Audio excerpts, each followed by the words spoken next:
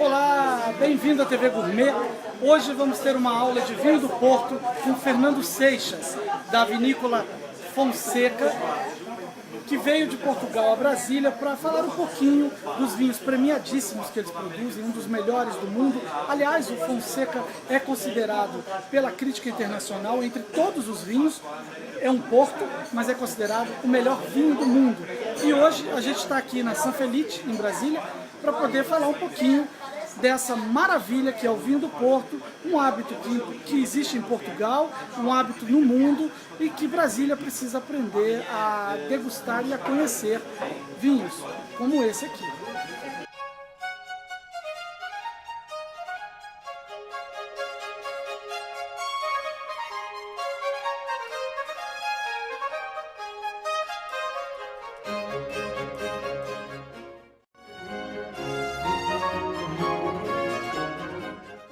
Eu julgo que toda a gente sabe o que é vinho do Porto. Certo. Certo.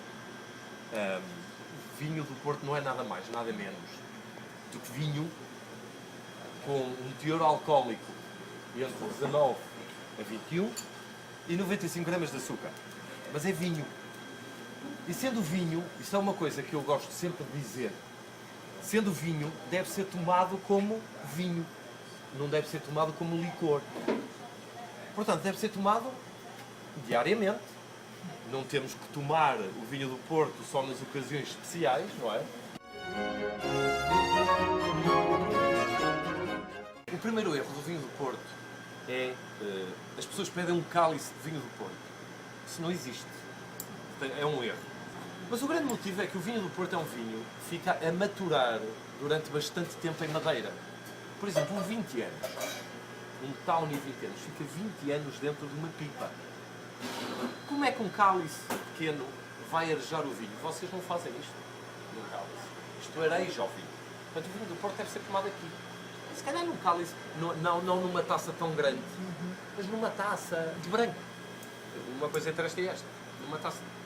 Portanto, isto é o primeiro erro do vinho do Porto.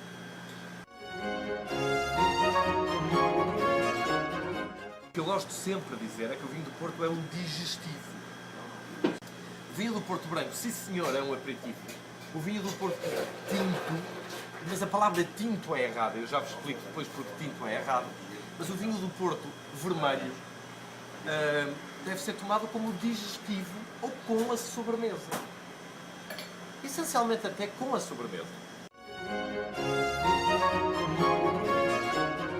O vinho do Porto é direcionado não só para a mesa, mas também para o convívio. Portanto, o vinho do Porto eu costumo dizer que é um lubrificante de conversa. Antes de irmos aqui para o nosso vinho, que é o primeiro que temos, que é um branco, que está com uma pedra de gelo. Um vinho com gelo é estranho, não é? Mas há que desmistificar o consumo de vinho do Porto. Se hoje todas as bebidas podem ser misturadas, o whisky é misturado com gelo ou com outra bebida, a vodka igual, o rum igual, porque é que o vinho do Porto não pode ser? Este vinho, este próprio vinho, um dos conselhos que nós damos é misturá-lo com água tónica. Por exemplo, um copo grande, enchem de gelo, metade de vinho branco, metade de água tónica, uma pedra, uma folha de menta ou uma rodela de lima. É como um gin tónico. Só que é um Porto tónico. É mais fácil de ser bebido, é mais agradável. Toda a gente faz bom vinho do Porto. Agora, fazer extraordinário vinho do Porto, ou excelente vinho do Porto, ou muito bom vinho do Porto, é que é difícil. E todos os passos são importantes. O primeiro passo é que o vinho do Porto não é feito no Porto, é feito na região do Douro, que é no norte do país, é onde se faz o vinho do Douro, o vinho normal do Douro, que é uma região de montanha. Só temos viticultura de montanha, é a única região do mundo que faz viticultura de montanha. E então, nós construímos as nossas vinhas na montanha.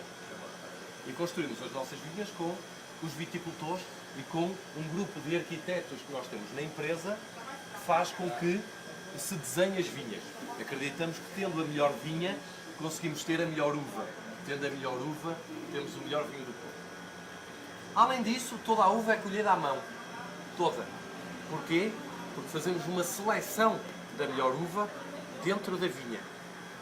O terceiro passo é que toda a uva é pisada a pé. Nós não usamos prensas.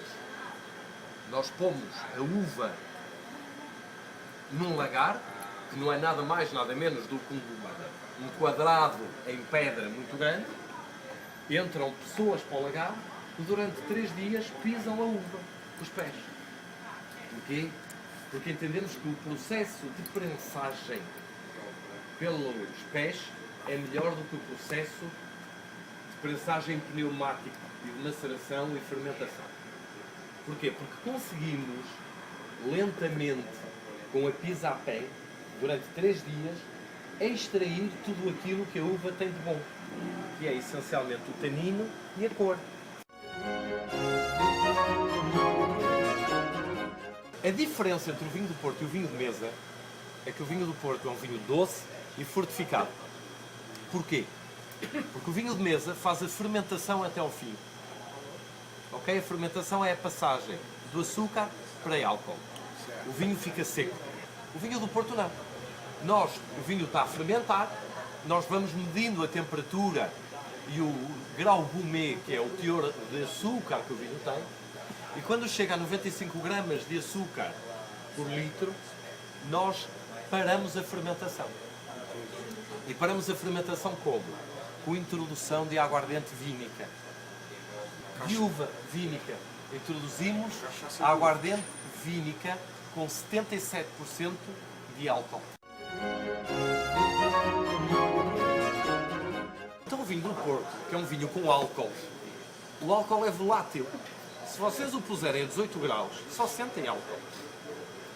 E o vinho do Porto tem que ter uma integração perfeita. Por isso é que nós entendemos que é muito bom, porque há uma integração perfeita entre o tanino, a doçura e o álcool. Se ele estiver quente, vocês só sentem álcool, não sentem os outros dois. Não sentindo os outros dois, deixa de ser um bom vinho do Porto. O vinho do Porto estraga-se a temperatura for alta. Portanto, baixem a temperatura. Até 12 graus. Quando se põe na taça, ele já começa a subir. O vinho do Porto deve-se tomar de 13 graus. Mas deve estar frio sempre. Porque as pessoas depois pedem a temperatura ambiente. E como dizia este senhor, pedem depois um frappé com gelo. Porque está frio, querem um vinho frio. Portanto, o do Porto deve ser bebido à temperatura de 13 graus, 14 graus. Como é volátil, não tem álcool, é volátil. Portanto, quanto mais frio beberem, mais fácil se torna e mais elegante o vinho do Porto se torna.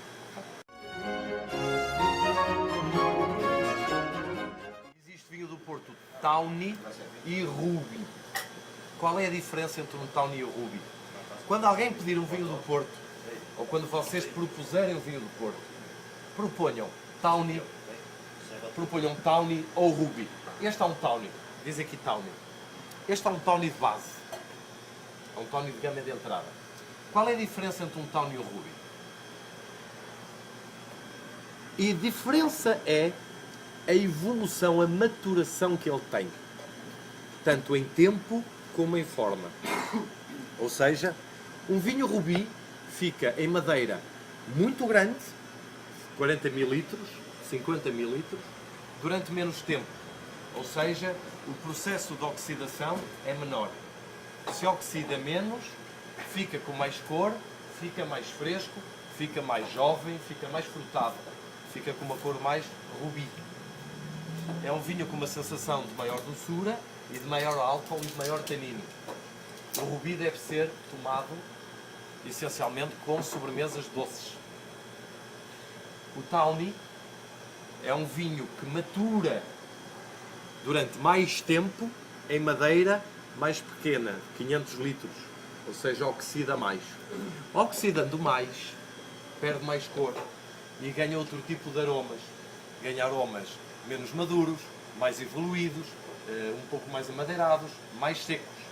Deve ser consumido ou sozinho ou com queijos, ou então com foie gras, ou com um carpaccio, ou com bife tartar. É ótimo. Desmistifiquem isso do vinho do Porto, tem que ser só bebido sem nada.